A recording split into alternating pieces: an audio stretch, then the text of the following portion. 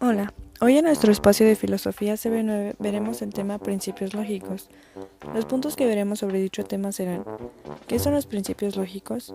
Principio de identidad, principio de contradicción, principio de exclusión del término medio y principio de razón suficiente. Bien, ahora trataremos de explicar cada uno de los temas que hemos mencionado. ¿Qué son los principios lógicos? Los principios lógicos constituyen las verdades primeras, evidentes por sí mismas, a partir de las cuales se construye todo el edificio formal del pensamiento, según la lógica tradicional. Dentro de una consideración más moderna de la lógica formal, los principios lógicos serán los preceptos o reglas operantes que rigen toda forma correcta del pensamiento. El modo de considerar estos principios ha variado a través de la historia de la lógica y del pensamiento científico, pero la lógica formal ha coincidido en la formulación de 4 principios lógicos que se muestran en la imagen, aunque el cuarto no es aceptado por todos los lógicos. Tales principios son: principio de identidad, principio de contradicción o principio de no contradicción, principio de exclusión del término medio o principio del tercer término excluido y principio de razón suficiente. Desde un punto de vista psicológico, aunque no desde la psicología científica, sino desde la psicología racional, los principios lógicos serían las leyes generales de operación del pensamiento, es decir, las leyes que fundamentan los procesos lógicos. Desde un punto de vista ontológico o metafísico, estos principios serían las determinaciones más generales del ser, aún más generales que las categorías. Pero desde un punto de vista estrictamente lógico, solo pueden ser considerados como las proposiciones fundamentales que cimientan toda otra proposición en el pensamiento formalmente correcto. Ahora explicaremos cada uno de los principios. El principio de identidad fue formulado por primera vez como parte de una teoría de la realidad del ser. Ese principio afirmaba algo tan general como que el ser es.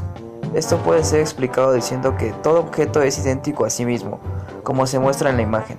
Esas afirmaciones no son todavía lógicas, pero con el tiempo se reflexionó sobre las implicaciones lógicas de ese principio, logrando la formulación lógico-formal del primer principio. Esa formulación consistió en la afirmación de la verdad de un juicio cuyo objeto sea idéntico al predicado.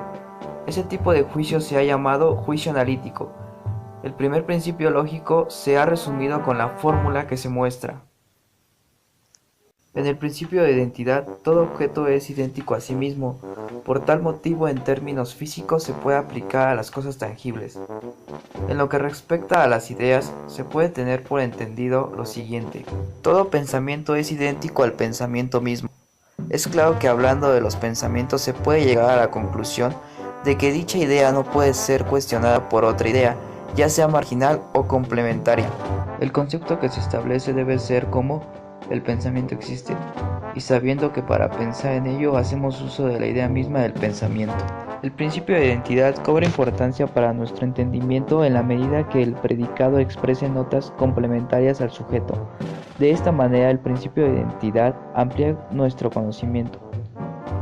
Si dentro del principio de identidad no es sustituido por nuevas notas, el principio no posee valor para nuestro conocimiento. Por ejemplo, en la imagen se muestra: Bolívar es Bolívar, no posee valor. Bolívar es libertador de 5 naciones. Bolívar es libertador de la Nueva Granada. En la segunda y tercera oración, el sujeto va acompañado de 2 adjetivos, que al utilizarlos individualmente nos remite al sujeto. Así, si decimos el libertador, sabemos que se está hablando de Bolívar.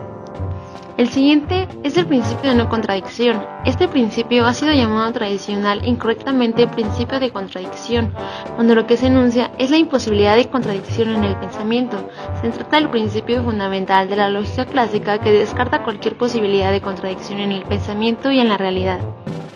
La forma más plena del segundo principio es a la que se refiere la no contradicción entre 2 juicios, tal como se expresa: A es A y A no es A, no son verdaderos ambos, que se lee: el juicio A es A y su contradictorio, el juicio A no es A, no pueden ser verdaderos a la vez. La forma original de este segundo principio es también ontológica y se formulaba de la siguiente manera: el ser es y no puede a la vez no ser. Podemos decir con esto que una cosa no puede ser roja y blanca al mismo tiempo, o cuadrada o redonda al mismo tiempo. Puede ser roja y después blanca, pero no al mismo instante, y de igual forma puede ser cuadrada primero y después redonda, pero no en el mismo instante. El tercero es el principio de exclusión del término medio. Como un complemento necesario del principio de no contradicción, se formula el principio de exclusión del término medio. En su forma original se refería también a una estructura de la realidad y consistía en la afirmación de que no hay término medio entre el ser y el no ser. En su fórmula lógica, este principio debe entenderse como afirmando que dos juicios contradictorios no pueden ser ambos falsos. Entonces tenemos que A es A y A no es A, no son ambos falsos. ¿Qué se lee el juicio A es A? Entonces su contradictorio, el juicio A no es A, no pueden ser falsos a la vez.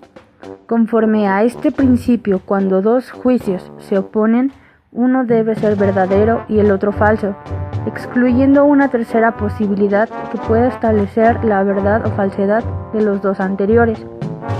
Como consecuencia, en un juicio, solo podemos afirmar o negar su falsedad o verdad. No existe una tercera posibilidad, o, en otras palabras, entre realidad o falsedad no existe un término medio. Por ejemplo, en la imagen tenemos Julio es hombre. Julio no es hombre. Cuando excluya una, la otra será verdadera. Puesto que todo objeto debe tener una razón suficiente, es esta la contribución que Guillermo Leibniz aportó a la lógica formal. Toda cosa debe tener una causa que explique en forma suficiente su existencia, y todo pensamiento debe encontrar un principio en el que su validez se apoye suficientemente.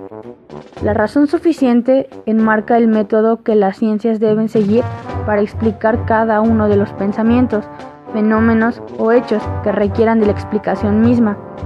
O en forma más concreta es descubrir las ideas en las que descansa el pensamiento y forzará a que cada una busque una razón que la explique en forma suficiente. Esto contribuye al cumplimiento de los tres principios lógicos. Este principio plantea la necesidad de justificar los conocimientos de una forma razonada, es decir, ordenada y lógica. Solo es verdadero aquello que se puede probar suficientemente basándose en otros conocimientos o razones ya demostradas. Por ejemplo, cuando se dice que el todo es mayor que las partes, como en la imagen, esta afirmación es un conocimiento verdadero, puesto que se ha comprobado que una parte es menor que el todo, ya sea por la experiencia o por una intuición. Ahora veremos un breve resumen. Primeramente dijimos que los principios lógicos serán los preceptos o reglas operantes que rigen toda forma correcta del pensamiento. Y la lógica formal ha coincidido en la formulación de 4 principios lógicos, aunque el cuarto no es aceptado por todos los lógicos.